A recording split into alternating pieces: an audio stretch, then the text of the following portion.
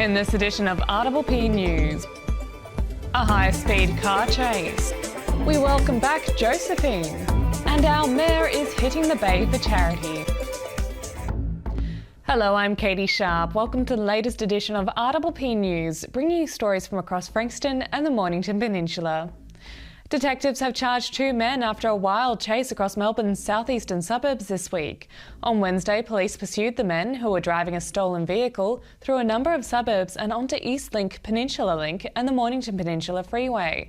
The car was reportedly seen travelling on the wrong side of the road, at times travelling faster than 150 kilometres per hour. The pair were arrested by police in Cranbourne West after they dumped the car at a shopping centre car park. A 19-year-old of no fixed address and a 20-year-old man from Carrum Downs faced multiple charges at Moorabbin Magistrates Court. As we reported last week, COVID-19 cases are on the rise again on the Mornington Peninsula, and it seems our kids may be the cause. Health professionals have reported the virus is spreading quickly through our schools due to the low number of children who are fully vaccinated. Only 14% of 5 to 11-year-olds on the peninsula have received 2 doses, which means they are more likely to contract the virus and bring it home to their families.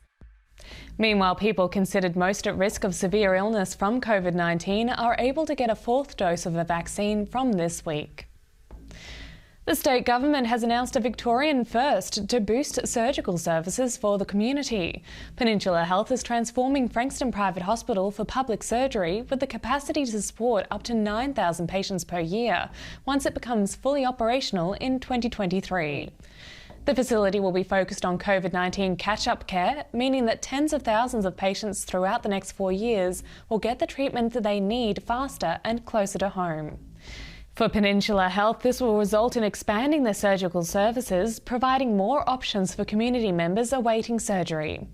Existing patients at both services will be unaffected by this change. Briars Homestead has welcomed the return of a miniature portrait of Napoleon Bonaparte's wife, Josephine, which was stolen from their collection back in 2014. The miniature was one of 10 Napoleonic artefacts taken from the homestead, none of which have been found until now. In a stroke of good luck, the miniature was spotted on eBay by a New South Wales art dealer who quickly worked out its provenance after he bought it for a mere $250. It is valued at between $5,000 and $10,000. He has since returned the artwork to a very relieved Mornington Peninsula Regional Gallery, which now houses the remaining Napoleonic collection. In this double election year, Frankston City Council is advocating for the Frankston Regional Arts Trail, a 7.4-kilometre arts and cultural bike trail connecting Frankston Foreshore to McClellan Sculpture Park and Gallery. The project will connect paths to Cruden Farm, Ballum Park, Langwarrin Flora and Fauna Reserve and Mulberry Hill, and will link a number of reserves to the foreshore at the base of Oliver's Hill. It will include 9 sculptures, 3 murals and a 360-degree artwork on a giant water tank at Bunurong Park. The total project cost is estimated at $6 million. The council is committing $2 million and is calling for equal contributions from the Australian and Victorian governments to bring this project to life. And the Shire's mayor is putting his best oar forward over the Easter weekend for our emergency workers. For this year's mayoral event, Anthony Marsh is kayaking for 4 days around both of our bays to raise money for the SES and Australian Volunteer Coast Guard. Starting at Mount Eliza, Mayor Marsh will stop at 25 townships along the coastlines of Port Phillip and Western Port Bays before finishing at Yoringa Boat Harbour, a trip of around 100 kilometres. RPPFM's Brendan Telfer asked him if he was paddle ready. Someone asked me what I want to do for my mayoral charity event. I didn't even realise that was a thing. So I thought, okay, well, how do we do something different that's a bit exciting and engaging? So it sort of went from a chat about maybe I'll get out in the water to raise some awareness about our beautiful beaches, and then somehow it ended up to I'm kayaking the stretch of Port Phillip and Western Port Bay, which is about 100 k's in total. So I'm not a kayaker. I enjoy the water and I enjoy kayaking, but no, this will be a definite challenge for me. And the amazing thing that you're doing, of course, is all these funds that you're raising going into our emergency services. That's right. So it's raising money for our local SES and Coast Guard. So we've got SES in Sorrento and in Hastings, and then Coast Guard in Safety Beach and Western Port. So we'll be splitting all the funds between those 4 units. If you want to show your support for Mayor Marsh, you can make a donation, cheer him on at one of his stops, or even paddle alongside him for a stretch as he attempts 2 bays in 4 days for 100 Ks, all for a great cause. Full details are at charitypaddle.com.au. After the break, we cross to the coming week's weather report. Everyone knows Australia has 4 big banks. But there's another big bank snapping at their heels. It's been around for over 160 years, has 1.9 million customers nationwide who bank in branch, online or with their mobile app, and is regularly voted one of Australia's most trusted brands. Who is this bank that has everyone's attention? Welcome to Bendigo Bank, the better big bank. Established in 1988, Progress Signs has been servicing the local community for 30 years.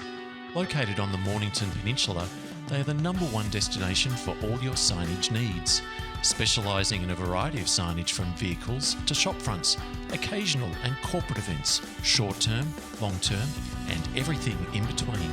If it's signs you need, be it large or small, Progress Signs is the place to call. Available 24/7 at progress-signs.com.au or call the team on 5975 9188.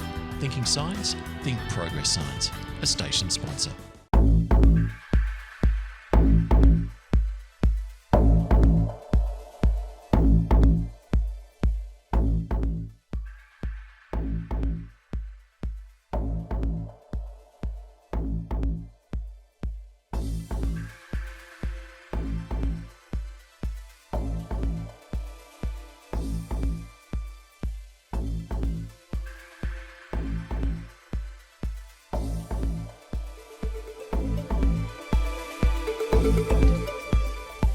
And now we'd go to our surf guru Muzz with the surf report.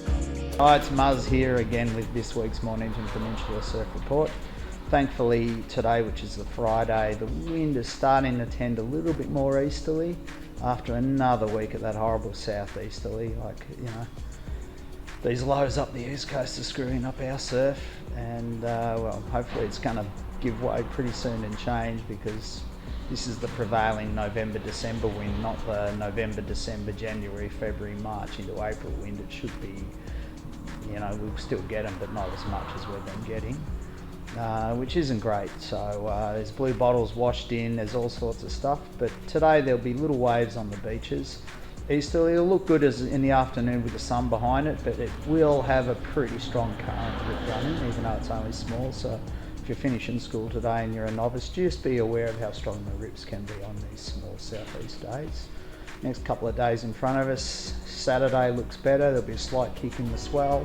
Looks like it will be offshore for at least half the day with a sea breeze maybe, but it might be just calm in the afternoon. And then Sunday looks like it's going to be offshore, but there will be a kick in the swell.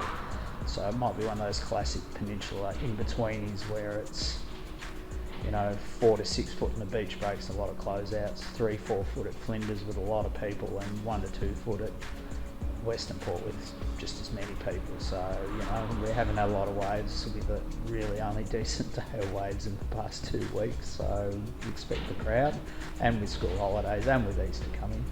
Next week, looks like we might finally get a swell, although we're going to get a couple of days of onshore with it, but it looks like maybe Tuesday there'll be a kick of swell. There's a big low developing off the west coast, southwest of Western Australia. So there could be some swell, so they might just get lucky at Easter at Bells. We might get lucky in Western Port with a southwest swell for a change. It's looking like sort of holding through next week, but hopefully the wind will swing around into a more favourable quarter in the later half of the week, and there'll be a swell with it, so fingers crossed. But there will definitely be swell later in the week.